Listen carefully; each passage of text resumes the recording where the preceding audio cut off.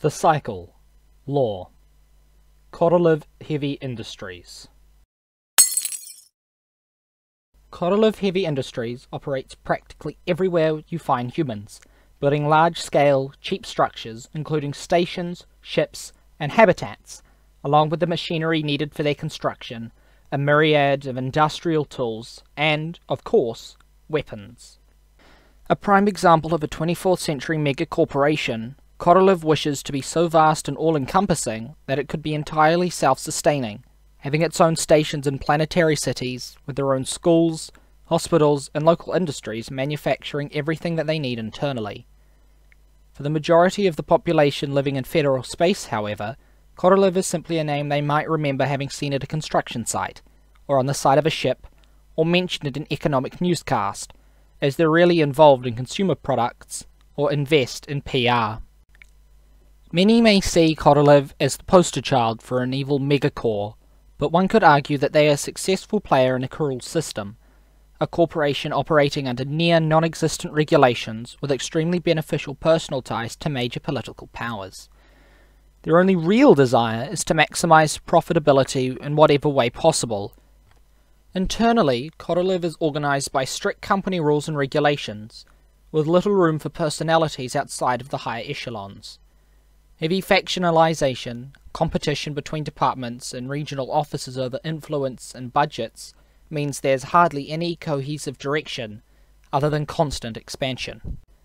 Korolev sent a fleet out to Fortuna 3 soon after the news of its existence hit Earth. However, they arrived after the start and stabilization of the cycle, along with a mass of colonists and smaller corporations.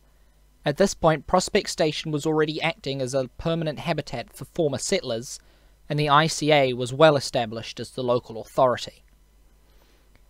In the face of the stream of additional colonists stranded in orbit, the Intersystem Federal Authority, or IFA, offered generous compensations, instructing Korolev to improve Prospect Station with their industrial and organizational know-how, leading to them to attach their large freighters to the station.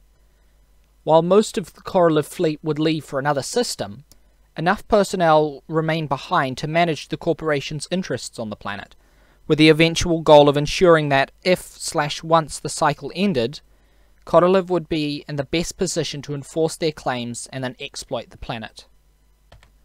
Korolev's interests in Fortuna 3 are fairly basic. 1. Claim major areas for mass exploitation of Veltacite and other natural resources. 2. Build infrastructure for other corporations, military and civilians. 3. Become an integral part of the planetary economy and corporate power structure. None of this is entirely achievable while the cycle remains active. Thus, Korolev's presence on Prospect Station is mainly focused on ensuring its political presence among the other factions, and preparing for a swift response in the event that the cycle is stopped or tamed. To achieve these goals, they invest in acquiring resources from the planet to construct their various wares, in supporting research into possible ways to overcome the cycle, and to keep other factions in check. Since much of the current station was built by Korolev personnel, their expertise and machinery continues to be essential for its maintenance and expansion. The corporation's great successes and dominance in the construction and mining industries have made other factions resent them, but the connections with political factions and lack of scruples in the use of criminal elements make them a difficult target to undermine, and they're too massive to simply attack outright. Taking advantage of criminal elements to sabotage Korolev's interests, however, now that is a whole different story. On Prospect Station, Korolev is represented by Vadim Tanayev, the first cousin once removed of the Megacorp's CEO, but he's better known as the socialite, responsible for quite a few fantastically expensive and embarrassing corporate missteps. A cynical observer might argue that he was promoted way past his expertise, and remains a perfect example of the dangers of nepotism. They wouldn't be wrong. As it stands, he did face some consequences. As punishment for his failure and eccentricities, he was sent to oversee the corporation's interests at the very edge of civilization. Ever the opportunist, he's made the best of his new disgraced position by letting the inertia of his company's clout handle itself. After all, everyone needs Korolev, from the station engineers in competing factions to the lowly prospectors going about their business on the planet. Meanwhile, Tanayev is still having a life of hedonistic leisure as one of the station's elites. Korolev usually holds contacts with prospectors through dry and direct contract statements, but Mr. Tanayev finds the toil of prospectors on the planet fascinating enough to communicate with them directly for important or amusing matters. If he must live in a circus, why not enjoy the full spectacle? Korolev Heavy Industries Weapons. Core 47. The KOR Bullpup Automatic Rifle 2247, more commonly known as the Core 47, is the signature weapon of Korolev Heavy Industries and a mainstay of many national and private armed forces.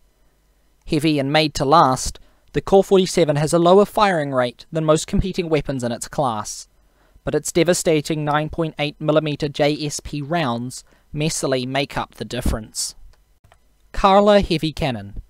The Korolev Anti-Material Repeating Light Artillery, or Karla, was originally intended as a vehicle-mounted weapon, but advanced recoil management allowed Korolev to produce a portable version for use without a warsuit. The Karla howitzer is fairly unwieldy and suffers from a low rate of fire, but it's able to neutralize even heavily armored targets with ease. Karma 1 Gauss Sniper Rifle. The Korolev Advanced Recursive Magnetic Artillery, first prototype, is a miniaturization of the sort of weaponry more commonly found on warships, offered exclusively to the prospectors for early testing. While no longer powerful enough to take down a spacecraft, it's more than enough to handle the threats of Fortuna 3. While heavy and requiring a charge up to fire, a direct hit from the Karma 1 will cripple, if not outright kill, anything in its path, and the raw kinetic power of its projectiles will damage anything unfortunate enough to be near the impact area. PKR Maelstrom Automatic Shotgun. Korolev's first attempt at building a phase weapon. The ammo pack of the phase kinetic reactive Maelstrom carries more than enough energy to fulminate whatever gets in its way in a matter of seconds, provided that it's close enough. Though unconventional, the crystal fragments fired by this weapon carry enough kinetic and thermal energy to defeat light armor and inflict terrible wounds.